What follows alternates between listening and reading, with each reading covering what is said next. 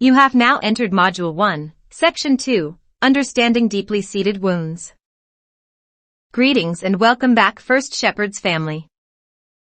Thank you for your continued dedication and commitment to this course, and thus our time together. In the previous module, you were able to unpack past trauma and make significant connections and the impact traumatic events have had on certain negative thought patterns and unwanted behaviors in your life.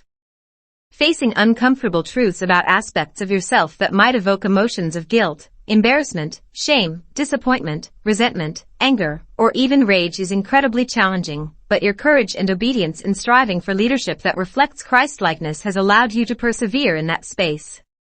Your presence in this moment is evidence that you desire God's healing so that His gifts of serving, teaching, encouraging, and leading have free reign in all your interactions. We have different gifts, according to the grace given each of us. If it is serving, then serve. If it is teaching, then teach. If it is to encourage, then encourage. If it is to lead, do it diligently. Romans 12, 6-8, New International Version.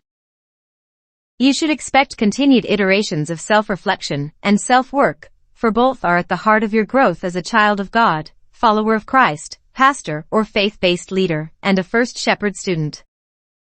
This next section, Understanding Deeply Rooted Emotional Wounds, has a basic approach to piecing fragments of Black American slavery, family structures, and the impact of both on church leadership.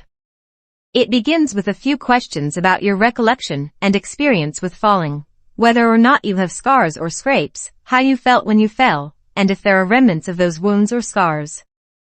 Anecdotally, this provokes self-talk analogously connecting the now normalized forgotten wounds of your own trauma, hurt, and pain. Falling off of a bicycle, experiencing distress, scarring, living through the gradual process of healing, and resuming regular play despite the magnitude of a once very hurtful event is akin to how leaders deal with their own trauma. Rejection, abandonment, physical and emotional abuse, hunger, poverty, and other stressors that impede or strain balance, joy, freedom, and self-advocacy are the wounds some leaders endure that over time are buried deeper and deeper. Hurt leaders resume a regular day at the office with unresolved trauma, unchecked thinking, and unexamined behaviors. Masked by superficial smiles and other niceties, this coping mechanism eventually leads to pastoral burnout. This text is important because its contents are relevant to all students. Our biological existence cannot occur without both a mother and father. The assigned roles to which each has been attributed can vary, and eventually qualify the perception of a parent's impact on our lives as either positive or negative. For example, mothers are often expected to be nurturing, soft, and gentle. When the approach to mothering is more aggressive, assertive, and dominant, children may label their mother's actions as uncaring. This perception could lead to a lack of empathy for others. Similarly, fathers have typically been considered the hunter and gatherer, being the provider, and he who gives identity. If a father does not provide for, protect, or give identity to a child, she may deduce that she has to protect self and become overly aggressive in her mannerisms. She may misinterpret healthy loving correction as abuse, and she could base her identity on achievements or her beauty, because no one was able to cultivate a healthy identity within her. To be clear, you will see that deeply seated emotional wounds begin with the family of origin, and whether they stem from either or both parents, emotional wounds are the end result.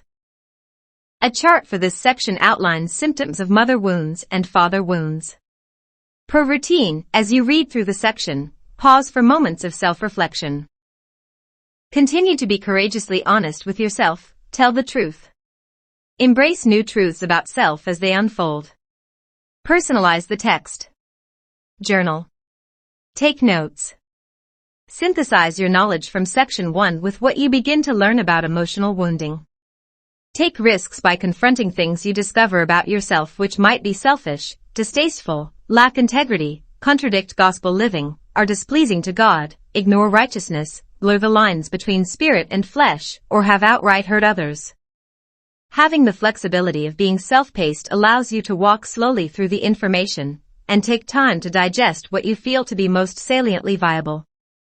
Remember your goals for this course and use times of reflection for honesty, revelation, and true healing. Now, pause to read the section, Understanding Deeply Seated Wounds. Pray before stepping into the text, and consider Paul's advice to the members of the church at Corinth. For the sake of Christ, then, I am content with weaknesses, insults, hardships, persecutions, and calamities. For when I am weak, then I am strong. 2 Corinthians 12 verse 10, English Standard Version. Pause here to read through this section. Welcome back. Before getting into the lecture for this section, was there anything that bubbled up for you? Were there symptoms of mother wounds or symptoms of father wounds that need clarification? What stood out mostly to you? This text provides readers with a framework for working with wounds. First, wounds have to be acknowledged. Next, wounds must be triaged, and once triaged, wounds will be prepped for healing. Let us get into the thickets of each of these steps. Emotional wounds date back to the issues with which a family of origin was plagued. The symptoms you see described in the diagram are assigned to each parental role and likely reiterations of cyclic or generational behaviors, tendencies, or habitual thoughts.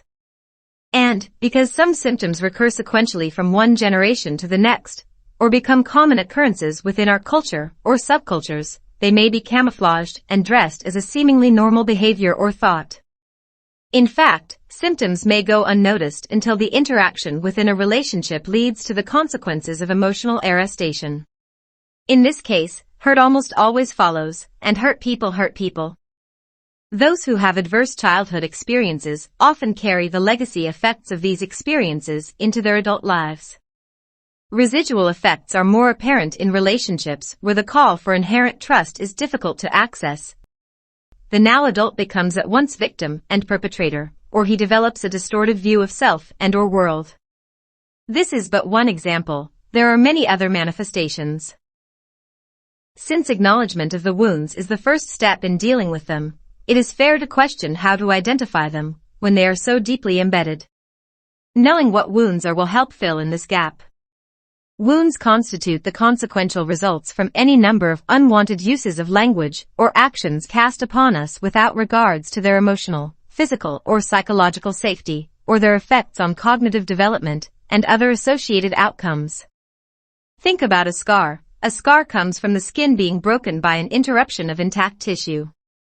Sometimes the interruption is subtle, other times violent.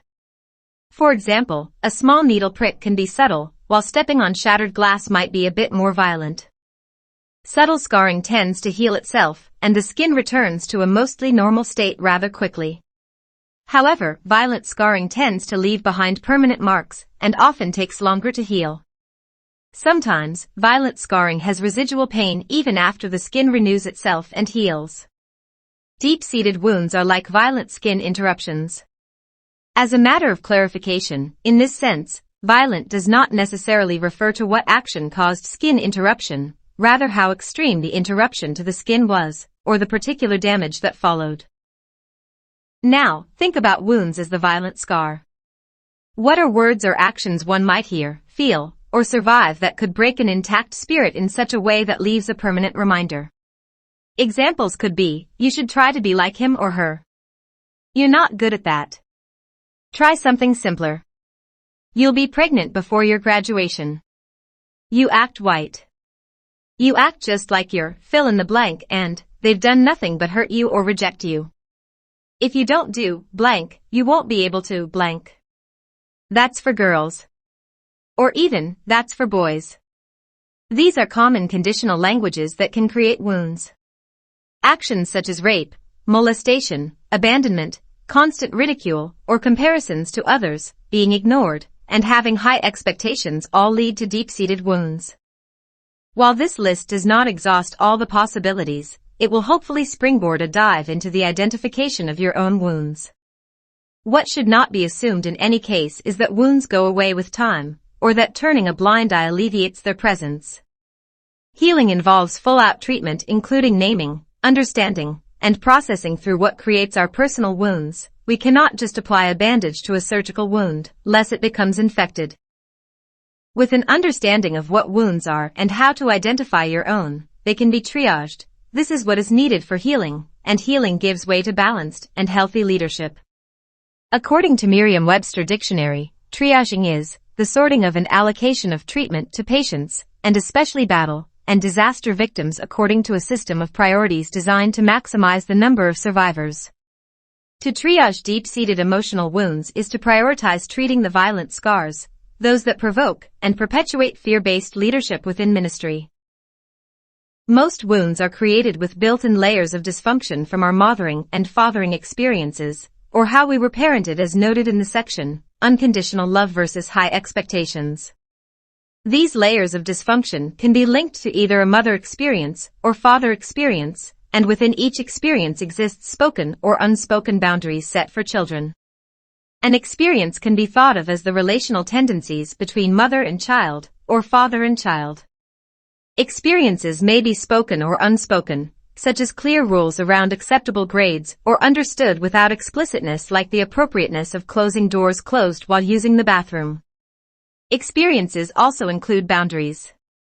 Children can negate boundaries. Boundaries can be too rigid, or boundaries might be ambivalent, and even non-existent. Parents' response to the ways in which children interact with boundaries can lead to dysfunction.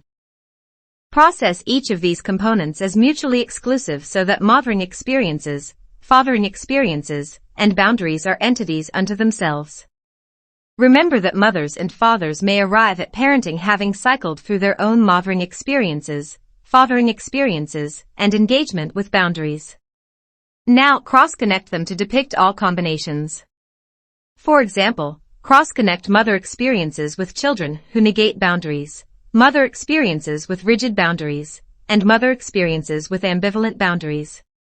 Similarly, cross-connect father experiences with children who negate boundaries, father experiences with rigid boundaries, and father experiences with ambivalent boundaries. Children can develop particular dysfunctional patterns of thoughts and or behaviors when either parent experience is paired with a specific boundary type. Residual effects of these relational tendencies are often carried into adulthood, creating dysfunction that impacts the child's sense of self, relationships, and overall satisfaction in life. These are the foundations by which strongholds, a structured habit form of thinking, are developed and can enslave a child. Many begin to feel as though they are bewildered, overachievers with ego attached to outcomes, or imposters afraid to be themselves for fear of rejection. The following activity will allow you to triage your own wounds. Before releasing you to complete the activity, take note of the following. When referring to wounds, these are the actual headings found under the columns labeled symptoms of mother wounds and symptoms of father wounds, such as lack of confidence and overly independent. Go ahead and pause the video to locate the two-column chart labeled symptoms of mother wounds and symptoms of father wounds. Now, scroll through the columns and notice some of the headings under symptoms of mother wounds such as lack of confidence, attention seekers, lack of trust, etc. Afterwards, do the same for symptoms of father wounds, noticing some of the headings such as overly dependent, excessive attachment, performance-driven, etc. These headings are the wounds, while the descriptors demarked by bullets are symptoms of the wounds. For example, under symptoms of mother wounds, lack of confidence is the actual wound, and its symptoms are insecure direction/nurturing and difficulty making decisions, feeling unworthy of being loved. Lastly, apply your understanding of what wounds are based on this lecture. To this end, you may not see yourself in this chart, however, you should identify your wounds, explain the symptoms, and continue with a description of the relationship between you and both parents. If one or more parent was absent, you may discuss how the absence caused the present parent to overcompensate, in which case the symptoms of your wounds from a mothering experience or fathering experience led to some type of dysfunction. Routinely, you are highly encouraged to pray and ask for God's Spirit to lead you. Remember, this is an activity for you. Resist the temptation to present an ideal self, or what you would like your truth to be. You must have the intestinal fortitude to be honest with you. There is no judgment. There is no criticism. There are no audiences to impress or disappoint. There is no worldly prize, however, the freedom and liberation from fear will release you to do a good work for God and His people. For though I am free from all, I have made myself a servant to all, that I might win more of them. 1 Corinthians 9 verse 19, English Standard Version. Check in with your instructors or write down any questions this module may have inspired for you. Feel free to discuss these questions during the Zoom meetings.